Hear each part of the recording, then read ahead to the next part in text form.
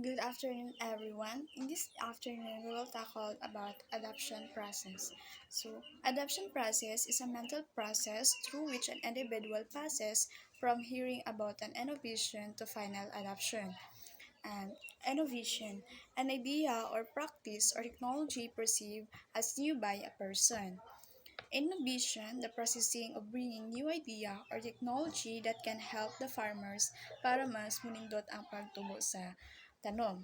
So, next is adoption, the process by which a person is exposed to evaluate and accept or practice or reject a particular innovation. It is the decision to make full use of technology as the best option possible. Adoption is the processing of accepting and using new idea, practice, or technology. In the context of extension, adoption refers to the process by which individuals or communities decide to adopt an innovation that has been introduced by the extensionist. Example, I am the extensionist, and there's a group of farmers in a rural community. So I recommend them a new planting technique or technology that can help the farmers to increase their crop yields. But the farmers is hesitant to adopt the technology or planting technique kay basin mas muwaba na noon ang ilahang crop yields. But after nila nakita sa ilahang silingan kung unsa siya kanindot ang paggamit ana nga technology or planting technique, so they decide to adopt that planting technique or technology, and they encourage the other farmers to adopt it as well. So, next is characteristic of innovation that determine its adoption. So, first, relative advantage. The degree to which a farmer recognizes an innovation as better than the idea or practice he or she is currently practicing. So, relative advantage in extension refers to how much better an innovation is perceived to be compared to the existing alternative. So, example, there are two farmers, and that one farmers is using a plow or daro sa pag-prepare sa iyahang uma. And the other one farmer is using a power tiller para sa pag-prepare sa iyahang uma. So, the advantage of the two farmers is the one farmer nga nagamit og power tiller kanang dali ra siya nahuman sa iyahang pag-prepare sa iyang land, and the other one farmer nga nagamit og daro or plow kay dugay siya nahuman sa pag-prepare sa iyahang uma. So moto ang advantage nilang duha. Next is compatibility, the degree to which a farmer perceives the innovation or new idea to be consistent with his sociocultural values and beliefs and with previously introduced ideas and felt needs. So, compatibility refers to how well an innovation fits into and aligns with the existing practices, routines, infrastructure, and cultural norms of the target audience or community. So, example, there's an extension S and there's a group of farmers in a coastal community.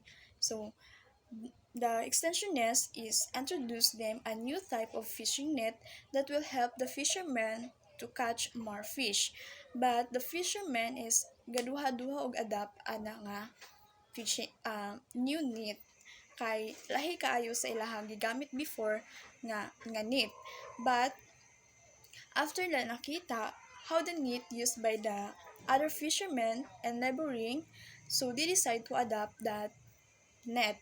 After nakita sa mga fishermen nga effective ug dali ra siya maka-catch og mga isda, so they are continuing using it and they encourage the other fishermen to adopt it as well. Okay, next kay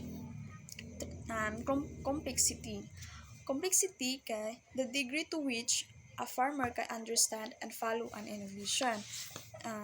Complexity refers to the degree which the outcomes, benefits, or impacts of an innovation are readily observable, measurable, and attributable to the innovation itself. So, complexity. Example, um, a farmer in a rural community um, a farmer in a rural community, there's an extensionist nga introduce ilaha og a new agricultural technology such as a precision irrigation system. But the farmers is gaduha-duha japon siya og adapt ana nga technology. Kay ganid siya og complex technical concept and require siya og hanas nga mo-operate ana nga complex no ana nga precision irrigation system. And then also the farmers is nabalaka sa about sa cost and installing and maintaining the system kay ma, mahal ang dako siya og gasto sa pag-maintain ana nga system. So, mo to siya ang example sa complexity. And next kay trialability.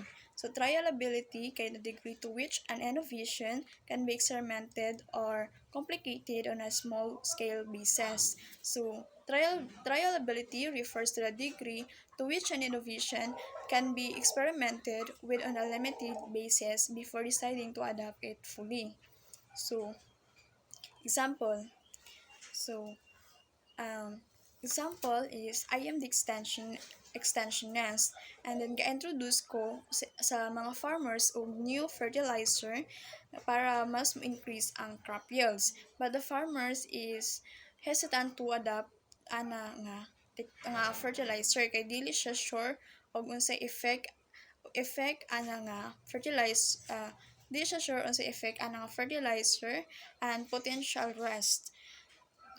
However, as extensionist, ga ga-offer ko sila og opportunity to try that fertilizer on a small portion of their land kay ilahang gamitan ana nga fertilizer. So, trial the word trial. Okay, next is observability. So, observability, the degree to which the result of innovation can easily be observed by the farmers. So, example, um, there's an extensionist nag-introduce of new crop variety.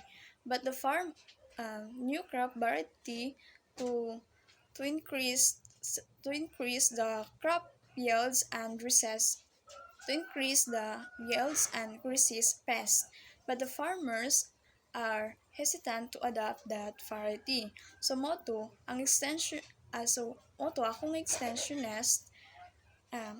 akong extensionist ga provide ko og data form trials and demonstration that clearly show the increased yields and pest resistance of the new variety.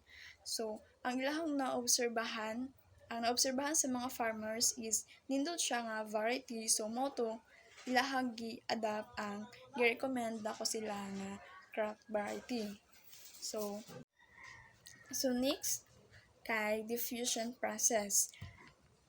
Diffusion process defined as the spreading of information from a source to its intended or unintended receivers of users and the stages through which adoption passes. A process by which an innovation is communicated through certain channels over time among the members of a social system.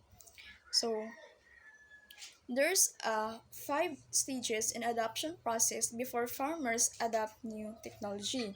So first is awareness, a stage when a person knows that an idea exists but lacks details and information about it. Next is interest, a stage when a person seeks more factual information as to what it is, how it works, and what its advantages are. And third is evaluation, when an individual shows marked interest in the idea as it applies to his farming operation and family. Fourth is trial, a stage whereby an individual has weighed the advantages and risks involved and whether he can try it on a small scale, and the individual actual applies the new idea on a small scale in order to determine its utility in his own situation. And then last is adoption. Um, as the final stage of the diffusion process, which is described as a full large scale of continuous use of the idea.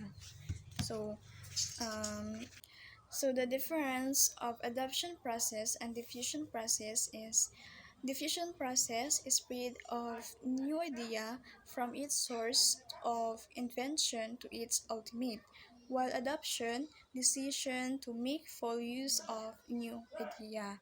So mo to siya ang difference sa diffusion and adoption process. Thank you.